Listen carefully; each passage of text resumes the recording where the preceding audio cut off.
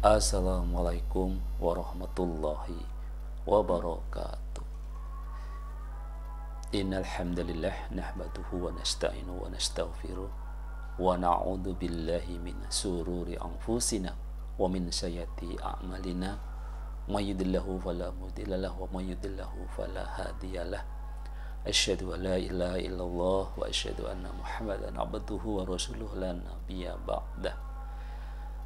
Alhamdulillah, kita panjatkan puji dan syukur kita kepada Allah Subhanahu wa taala sampai pada hari ini ya, di hari pertama di bulan Syawal yang kita sebut sebagai hari raya Idul Fitri. Kita sebentar lagi menunggu pelaksanaan sholat ya. Jadi mudah-mudahan kita diberikan kekuatan untuk kita menunaikan sholat Idul Fitri. Saudaraku, ketika puasa sudah selesai, tentu kita semua berharap ya puasa kita diterima. Puasa kita mendapatkan puasa yang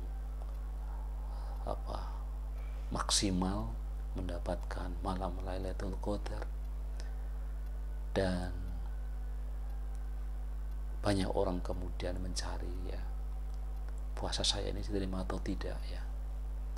Karena apa? Karena juga selalu ada peringatan, baik itu sholat ya, ada sholat yang orang sholat tetapi tidak diterima sholatnya, ada orang puasa tetapi juga tidak diterima puasanya kecuali mendapatkan lapar dan dahaga. Nah, kita ini kira-kira puasanya kita gitu diterima atau tidak ya.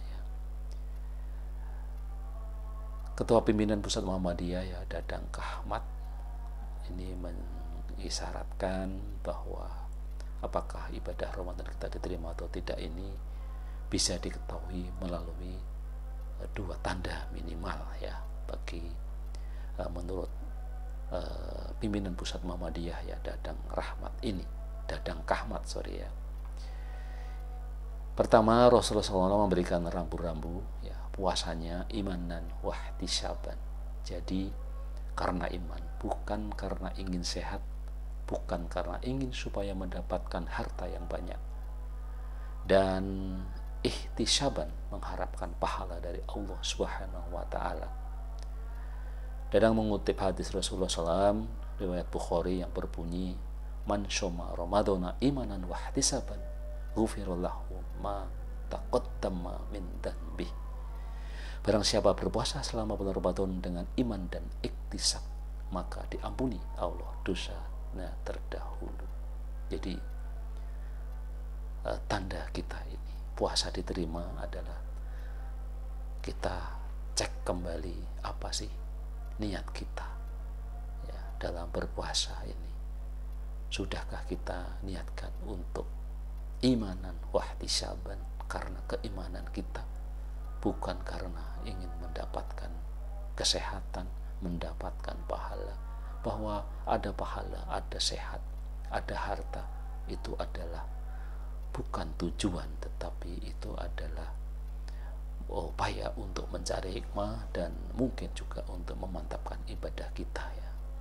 Kadang-kadang apalagi di tingkatan, orang mengatakan tingkatan keimanan yang kita masih awam, maka kita butuh ya semangat dorongan-dorongan itu. Kemudian tanda yang kedua menurut Dadang Kahmat, kedua, puasa seorang itu terima jika selama bulan Ramadan dan setelah bulan Ramadan orang ini menjauhi ghibah, menjauhi berbohong, hingga hal-hal tercela lainnya yang dilarang oleh agama Islam. Menurut Dadang dalam catatan akhir pekan di kanal YouTube TV-mu ya, dia mengutip hadis Nabi SAW yang artinya barang siapa yang tidak meninggalkan perkataan dusta dan tetap mengamalkannya, maka Allah Ta'ala tidak butuh kepada puasanya. Hadis lain yang dikutipnya adalah berapa banyak orang berpuasa yang tidak mendapatkan apa-apa kecuali lapar dan dahaga. Dia juga menyebut larangan berbuat rafas atau berbuat asusila, ya, fusuk atau berbuat fasik, dan jidal berdebat di dalam ibadah haji sebagaimana termaktub di surat Al-Baqarah ayat ke-997 juga berlaku pada perilaku ibadah puasa di bulan Ramadan.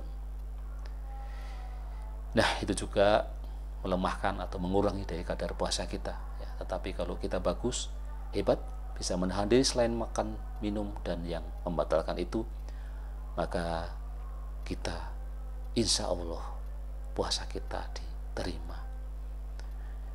Pada akhirnya mari kita tetap optimis ya, karena Allah itu Maha Rahman, Maha Rahim, Maha Pengampun, Maha Penyayang. Selama kesalahan itu karena ketidaksengajaan atau karena kebodohan kita, maka Allah mengampuni. Tapi kalau sering sengaja, apalagi pernah membatalkan puasa tanpa alasan jelas, itu tidak akan terampuni, dan tentu saja optimisme yang diterima itu terlalu berlebihan ya. Baik, mudah-mudahan kita termasuk golongan yang diterima puasa kita di Ramadan tahun 1446 Hijriah ini. Sekian, sampai ketemu di podcast selanjutnya. Assalamualaikum warahmatullahi wabarakatuh.